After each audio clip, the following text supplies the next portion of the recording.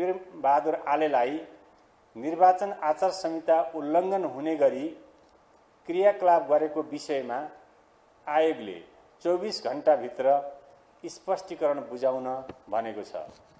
मन्त्री आले विरुद्ध आयोगमा डोटीको जोरायल गाउँपालिकामा नेकपा एकीकृत समाजवादी र नेकपा माओवादी केन्द्रको संयुक्त आयोजनामा वैशाख 26 मा भएको चुनावी सभामा पार्टीका लागि मत मागेको, मतदाता भड्काउन भ्रमात्मक भाषण दिएको, तडक भडक गर्दै भोजभतेर गरेको, मतदातालाई रकम बाँडेको, गाउँपालिकामा नेकपा एमालेका अध्यक्षका उम्मेदवार दुर्गा दत्त ओझाको चरित्र हत्या गर्ने खालका सम्पादित भिडियोहरू सार्वजनिक स्थलमा राखेको, गुण्डागर्दी गर्दै अराजक टिम परिचालन गरी ज्यान मार्ने धम्की दिएको आदि बेहोरा सहितको उजुरी आयोगमा प्राप्त भएको थियो।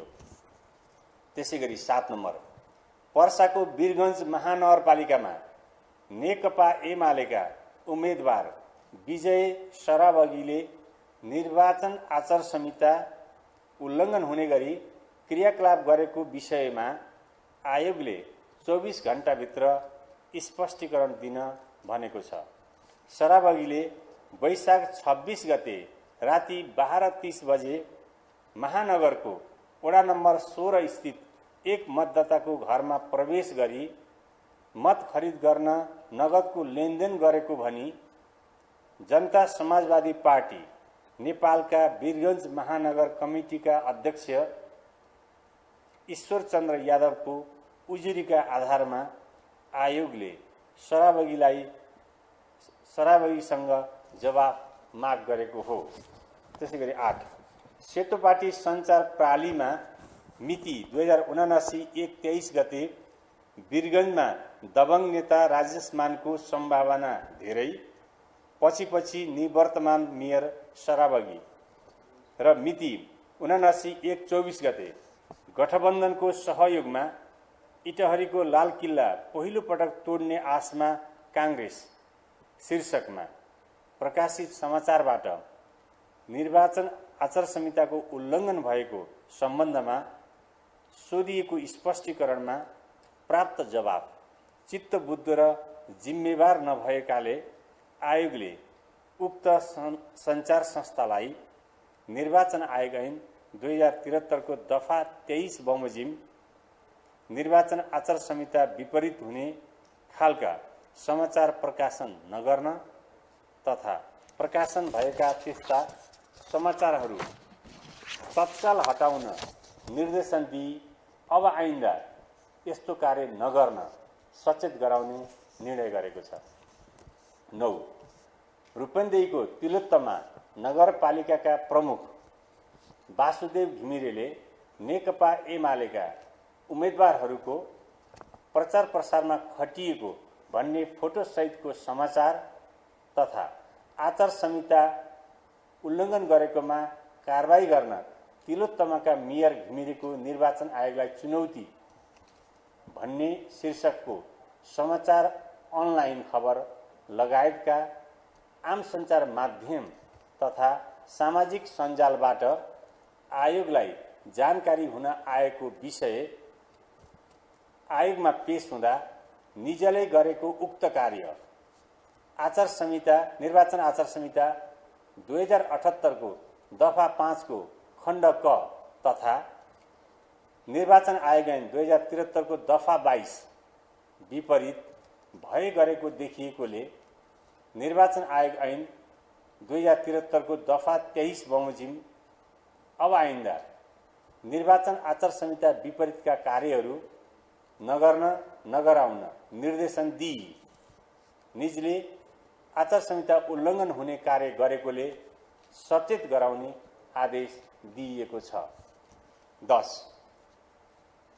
नेपाली कांग्रेसको तर्फबाट मेलम्ची नगरपालिका वडा नम्बर 10 का वडा अध्यक्ष पदका उम्मेदवार अमृत खनालले मतदाताको खुट्टामा 1000 को नोट राखी ढोक गर्दै भोट मागिरहेको फोटोसहितको समाचारहरू विभिन्न सञ्चार माध्यमहरूबाट जानकारीमा आएको सम्बन्धमा निजले पेश गरेको स्पष्टीकरण वस्तुगत आधारको नभई चित्तबुद्धो नभएको र निजले निर्वाचन आयोग ऐन 2073 को दफा 22 बमोजिम निर्वाचन आयोगले जारी गरेको आचार संहिता उल्लङ्घन गरेको ठहरेकोले निजलाई निर्वाचन आयोग ऐन 2073 को दफा 23 विपरीत भए गरेको देखिएकोले अब आइन्दा निर्वाचन आचार संहिता विपरीतका कार्यहरू नगराउन निर्देशन दिई सचेत गराउने निर्णय भएको छ। 11 नेपाल पत्रकार महासंघका अध्यक्ष विपुल पोखरेलको अभिव्यक्तिबारे विभिन्न अनलाइन पत्रिकामा प्रकाशित पत्रकार महासंघका अध्यक्ष भन्छन्, निर्वाचन आयोगले जारी गरेको आचार संहिता हामीले मान्न जरुरी छैन भन्ने शीर्षकको समाचारबाट आयोगलाई जानकारी हुन आएको विषय आयोगमा पेश हुँदा उक्त कार्य निर्वाचन आचार संहिता 2078 तथा निर्वाचन आयोग ऐन 2073 को दफा 22 बमोजिम जारी भएको आचार संहिता विपरीत भए गरेको देखिएकोले निर्वाचन आयोग ऐन 2073 को दफा 23 बमोजिम अब आइन्दा निर्वाचन आचार संहिता विपरीतका कार्यहरू नगराउन ध्यानाकर्षण गराउने निर्णय भएको छ। 12 वैशाख 30 गते सम्पन्न हुने स्थानीय तह सदस्य निर्वाचन 2079 का दिन वर्षाका कारणले मतदान र मतगणना कार्य प्रभावित नहुने गरी जोगाउन र निर्वाचन सामग्री समेतको सुरक्षा गर्न निर्वाचन आयोगले नेपाल सरकारका सम्बद्ध निकायलाई निर्देशन दिएको छ। 13 निर्वाचनलाई स्वच्छ, निष्पक्ष, पारदर्शी तथा भयमुक्त वातावरणमा सम्पन्न गर्न आयोगले मतदानका दिन आन्तरिक रूपमा सञ्चालन हुने सबै प्रकारका यातायात बन्द गराउन नेपाल सरकार गृह मन्त्रालयलाई लेखी पठाइसकेको छ।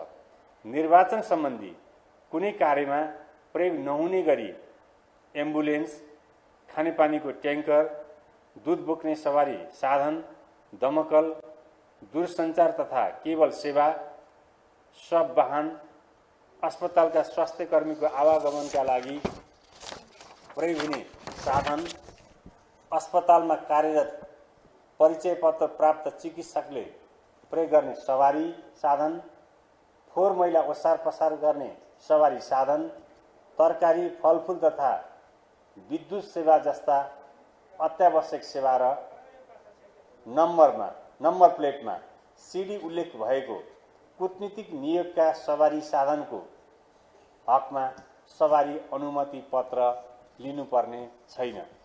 14 मतदानको दिन उपत्यकाभित्र सञ्चारकर्मीहरूको सवारी आवागमनलाई सहजीकरण गर्ने सम्बन्धमा देहाय बमोजिम गर्ने गरी व्यवस्था मिलाउन नेपाल सरकार गृह मन्त्रालयलाई निर्देशन दिइएको छ। क नेपाल सरकार वा प्रदेश सरकारको आधिकारिक निकायबाट जारी भएको प्रेस पास भएका सञ्चारकर्मीहरूका हकमा त्यस्ता सञ्चारकर्मीले प्रयोग गर्ने सवारी साधनका लागि सवारी अनुमति पत्र आवश्यक नपर्ने। ख प्रेस पास नभएका सञ्चारकर्मीहरूको हकमा सम्बन्धित सञ्चार गृहको आधिकारिक पत्र मार्फत अनुरोध भई आएमा प्रमुख जिल्ला अधिकारी काठमाडौँले सवारी अनुमति पत्र जारी गर्न सक्ने। 15 आयोगले 77 जिल्लाका मुख्य निर्वाचन अधिकृतको कार्यालय, 676 वटा निर्वाचन अधिकृतको कार्यालय, 7 वटा प्रदेश निर्वाचन कार्यालय र 70 वटा जिल्ला निर्वाचन कार्यालयलाई वैशाख 30 गते सम्पन्न हुने स्थानीय तह सदस्य निर्वाचनका लागि निर्वाचन प्रचार प्रसार तथा मतदाता शिक्षा कार्यक्रम अन्तर्गत निर्वाचन तथा मतदाता शिक्षा निर्देशिका तथा स्थानीय तह निर्वाचन निर्देशिकामा मतदान स्थलमा मतदाता सूचना कक्षको माध्यमबाट मतदाता शिक्षा कार्यक्रम सञ्चालन गर्ने व्यवस्था भएकोमा मतदानको दिन वैशाख 30 गते उक्त कार्यक्रम नगरी मतदानको अघिल्ला 2 दिन अर्थात् वैशाख 28 र वैशाख 29 गते मतदान स्थलहरूमा सम्बन्धित मतदान अधिकृतहरूको नेतृत्वमा खटिने मतदान टोलीबाट आयोगले उपलब्ध गराएका मतदाता परिचय पत्रको वितरण भइरहेको छ।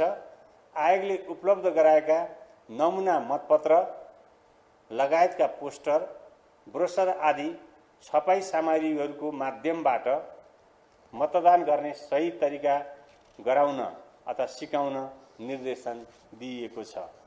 16 स्थानीय तह निर्वाचनमा सबै मतदाताको मताधिकार सुनिश्चित गर्न मतदान हुने दिन वैशाख 30 गते निजी क्षेत्र, विभिन्न सङ्घ संस्था, निकाय, गैर सरकारी संस्था, बैंक तथा वित्तीय संस्था, सहकारी सबैलाई सो दिन बिदा दिन आयोगले आग्रह गरेको छ।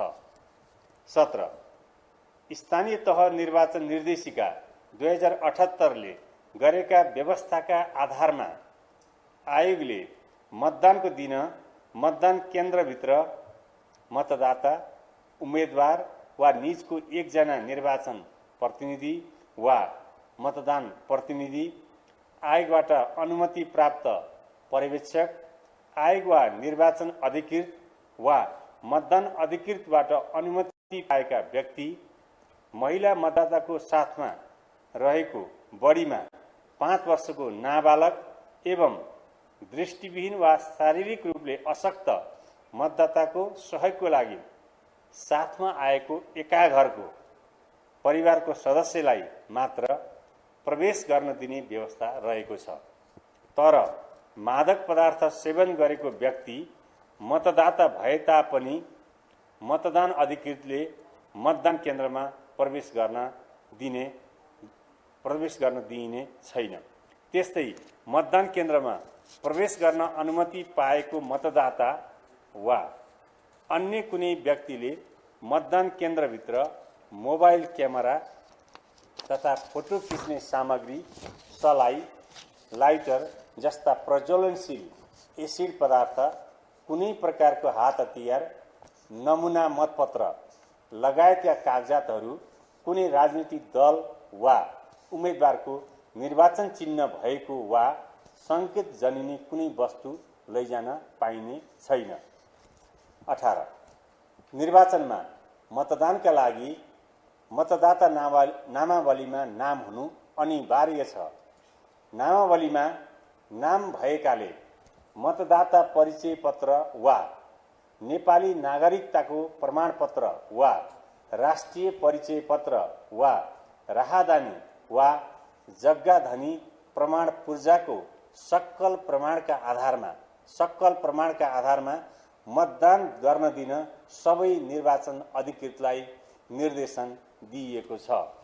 र अन्त्यमा 19 दोलखाको तामाकोशी गाउँपालिकाको वडा नम्बर 1 को वडा कार्यालय भवन स्थित मतदान स्थलमा मतदाता परिचय पत्र वितरण गरिएको स्थानमा सहायक कर्मचारी हरिशरण भट्टराईको हातबाट सोही वडाका निवर्तमान वडा अध्यक्ष महेश्वर काफ्लेले 125 थान मतदाता परिचय पत्र खोसी फरार भएकोमा इलाका प्रहरी कार्यालयबाट खटिएको टोलीले निजलाई पक्राउ गरी जिल्ला प्रहरी कार्यालय चलान गरेको छ।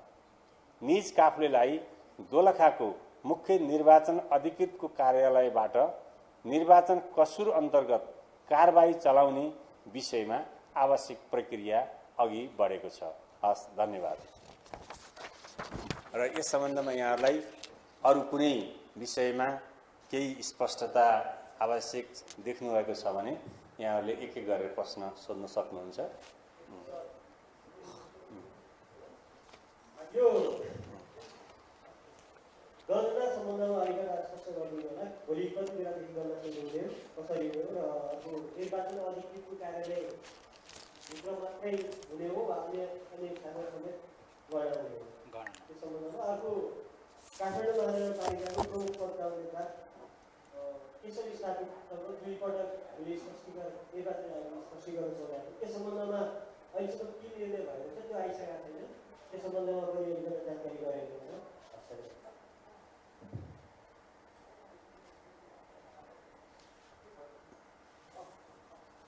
नमस्कार। जस्तै अपाङ्ग भएका व्यक्ति जस्तै बुढापाका भएर चाहिँ त्यो गाडीहरू बन्द हुन्छ, मतदान केन्द्रसम्म जाँदाखेरि चाहिँ बोकेरै जानुपर्ने हो कि अरू व्यवस्था पनि कस्तो छ यसको बारेमा? अनि अपाङ्ग भएका अपाङ्ग व्यक्ति चाहिँ यो मतदान केन्द्र अथवा यो मतपेटिका मतपत्रहरू चाहिँ भएन भन्ने कुरा छ, यसमा चाहिँ के छ? धन्यवाद।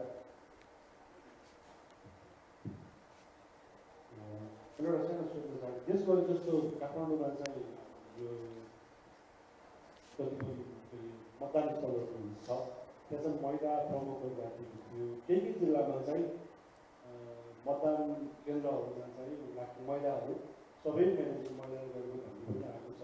त्यस्तो एक्सपेन्सिभ कहीँ छन् भन्ने केही कुरा छ?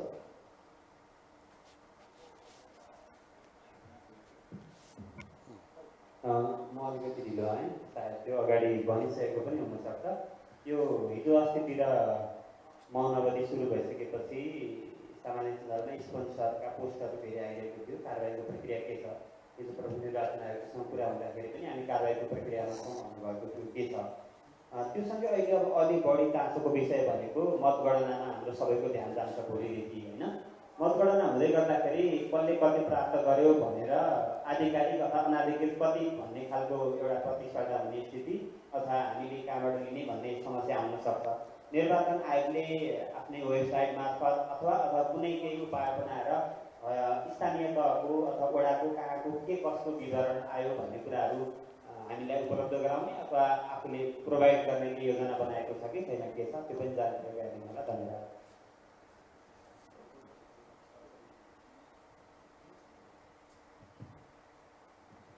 नमस्कार, स्पष्टीकरणका कुराहरू आइदिइसकिए। स्पष्टीकरण तपाईँहरूले सोध्नुभयो दुई चरण, कतिपय धेरै चरण सोध्नुभयो, पूर्व प्रधानमन्त्रीदेखि लिएर अरूलाई सोध्नुभयो। भोलि निर्वाचन हुँदैछ, तपाईँको अब यो स्पष्टीकरणका लागि मात्रै हो कि त्यसको केही गुण छ पनि? किनभने निर्वाचन भोलि छ र सबैले त्यो स्पष्टीकरण तपाईँहरूले सोधेको स्पष्टीकरणको जवाब दिइसकेका छन् अथवा दिन बाँकी छ, अथवा त्यो स्पष्टीकरणको जवाब स्पष्टीकरण आउने क्रम चाहिँ चुनावपछि पनि जारी हुन्छ, के हुन्छ?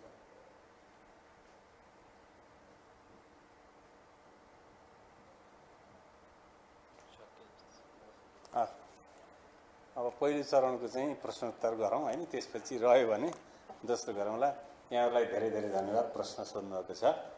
अब पहिलो प्रश्न चाहिँ यो मतगणनासँग सम्बन्धित चाहिँ विषय हाम्रो ईश्वरजीले उठाउनु भएको छ र यो विषयमा निर्वाचन आयोगले धेरै पहिले नै सङ्घीय मामिला मन्त्रालय मार्फत चाहिँ मतगणना स्थलको चयन गर्ने र त्यस स्थलमा चाहिँ सीसीटीभी क्यामेरा चाहिँ जडान गर्ने, जुन चाहिँ आयोगको सिस्टमसँग मिल्ने गरी, बीसीएम सिस्टमसँग मिल्ने गरी त्यो जडान गर्ने भनेर निर्देशन दिएअनुसार अधिकांश मतगणना स्थलमा यो प्रविधि जडान भइसकेको छ।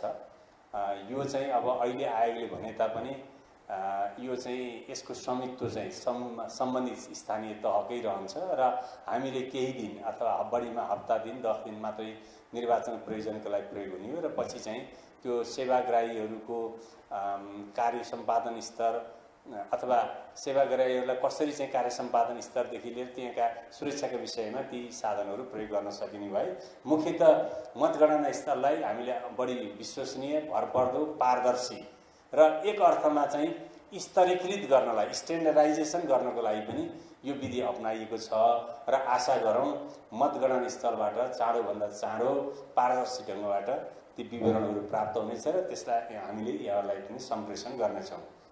र दोस्रो प्रश्न चाहिँ अब 2 पटक चाहिँ अब काठमाडौँको प्रस्तावित उम्मेदवारलाई चाहिँ प्रश्न सोधियो। दोस्रो पटकको स्पष्टीकरणको स्थिति के छ भन्ने कुरा चाहिँ छ। अब हामीले यो नसम्झौँ कि स्पष्टीकरण सोध्यो छोडिदियो त्यो केही पनि होइन।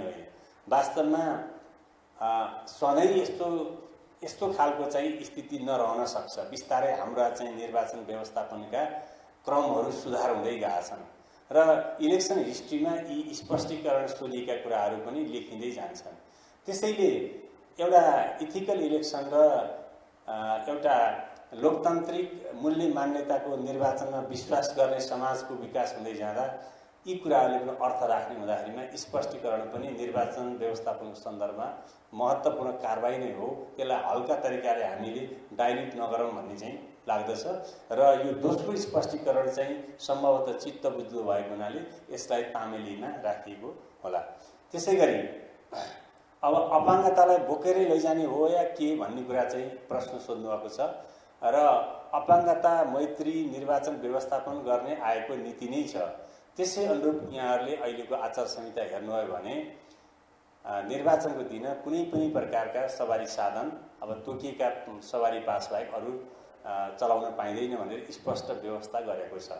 सँगसँगै तर गर्भवती महिला, सुत्केरी, अशक्त, अपाङ्ग त्यस्ता खालका व्यक्तिहरूको लागि चाहिँ निर्वाचन अधिकृतको अनुमतिले सवारी साधन चलाउन सकिने व्यवस्था छ। अर्थात् उहाँहरू मतदान केन्द्रसम्म आउन र घरसम्म फर्कनको लागि कुनै अवरोध हुने छैन।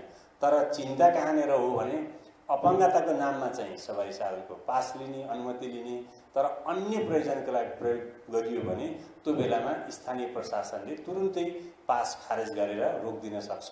त्यसैले हामीले यो पक्षलाई पनि मध्यनजर गरेर प्रयोग गर्न सकिने कुरालाई मैले पुनः निवेदन गरेँ।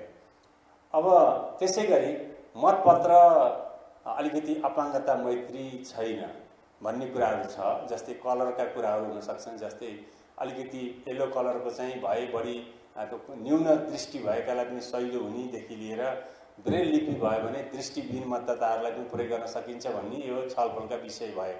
तर मुख्य कुरो आयोगसँग पनि यो सेग्रिगेटेड डेटा कुन प्रकारको अपाङ्गता कहाँनिर कतिजनाले भोट खसाल्नुहुन्छ त्यो आयोगसँग त्यस्तो तथ्य विवरणहरू आधिकारिक रूपमा प्राप्त नभएको हुनाले आयोगले कुनै आफै वा साझेदार संस्थाहरूको सहयोगमा गर्न सकिने भए पनि यो तथ्याङ्कीय अभावको कारणले गर्दाखेरिमा अहिलेलाई केही थप व्यवस्थाहरू बाहेक यो मतपत्र व्यवस्थापन सम्बन्धी केही काम गर्न नसकेको कुरा यहाँलाई निवेदन गर्न चाहन्छु।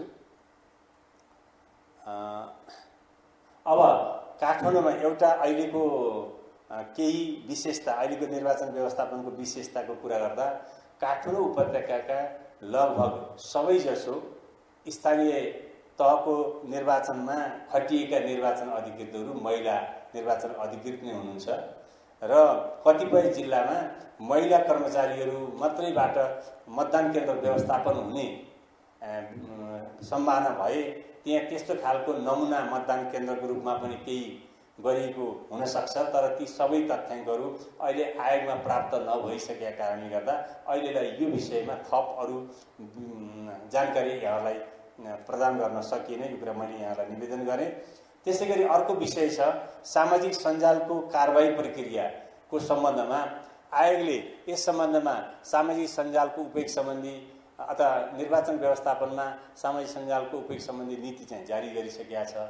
यस्तो खालको थ्रेट अब आगामी निर्वाचनमा हुन सक्छ भनेर 74 पछाडि नै आयोगले पूर्वानुमान गरेर त्यो नीति ल्याएको छ र त्यो नीतिमा केही कार्यान्वयन समितिको व्यवस्था तथा कार्यटोलीको व्यवस्था पनि गरेको छ र आयोगले अहिले प्रविधि प्रमुख हाम्रो आइटी प्रमुखको चाहिँ संयोजकत्वमा एउटा कार्यटोली टास्क फोर्स पनि गठन गरेको छ जसमा चाहिँ हाम्रो साझेदार संस्थाहरूबाट यस सम्बन्धी काम गर्नुभएका विशेषज्ञ साथीहरू पनि त्यसमा कार्यरत हुनुहुन्छ भने आयोगका इन्जिनियर आइटी इन्जिनियरहरू पनि त्यसमा कार्यरत हुनुहुन्छ र यो सोसल मिडियाको विषय साइबर लसँग आकर्षित हुँदो रहेछ। यसमा मिडिया ल आकर्षित नहुने भएको हुनाले साइबर ब्युरोको पनि सहयोग लिनुपर्ने भएको हुनाले एकजना प्रतिनिधि हामीले त्यहाँबाट पनि त्यो कमिटीको मेम्बरको रूपमा लिएका छौँ।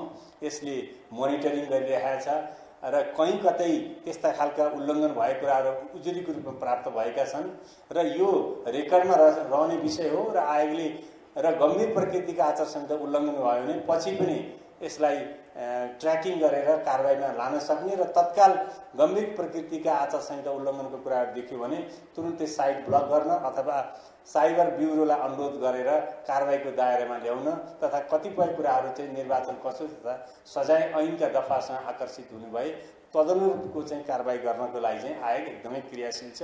आयोगले ट्र्याकिङ गरिरहेछ, मोनिटरिङ गरिरहेछ र यो क्रम चाहिँ घट्दो पनि छ। यति कुरा मैले यहाँलाई निवेदन गरेँ।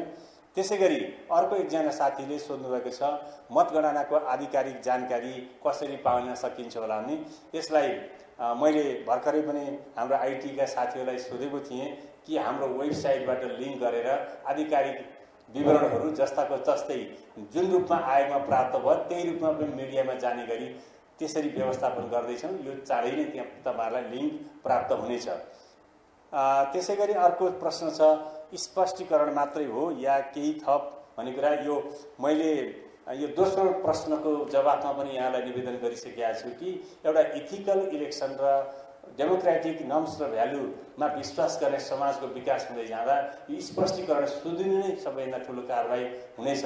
हामी त्यो अपेक्षा गरौँ र निर्वाचन इतिहासमा यसले पनि अर्थ राख्ने भएको हुनाले यसलाई चाहिँ हामीले न्यून कारबाही भनेर नसोचौँ, किनकि हाम्रो विगतको निर्वाचनमा यो कोड अफ कन्डक्टको भायोलेन्सको डिग्री चाहिँ निकै माथि छ र ती कारबाहीलाई 90 डिग्री मान्दा अहिले भाषणमा अथवा यस्तै विषयहरूमा सोधिएका आएका उजुरीहरू ती मध्यम अथवा न्यून प्रकृतिका छन्। त्यसैले आयोगले आफ्नो लय पनि छोड्दैन, बाहिरी यहाँले भत्कचाउनु पर्छ र आयोगले आफ्नो नियम कानुनभित्र रहेर पनि गरेको छ। साथसाथै यहाँले स्पष्टीकरण सोधेका पदाधिकारी व्यक्ति र संस्थाहरूलाई हेर्नुभयो भने आयोगले कसैलाई पनि एकै खालको व्यवहार गरेको छ, फरक व्यवहार गरेको छैन। त्यो यहाँहरूले पनि मूल्याङ्कन गर्नुभएकै छ। त्यसैले हामी आशा गरौँ कसैलाई पनि स्पष्टीकरण पनि सोध्न नपरोस्। के छ अरू केही छ भने एउटा सुझाव। हजुर हजुर हजुर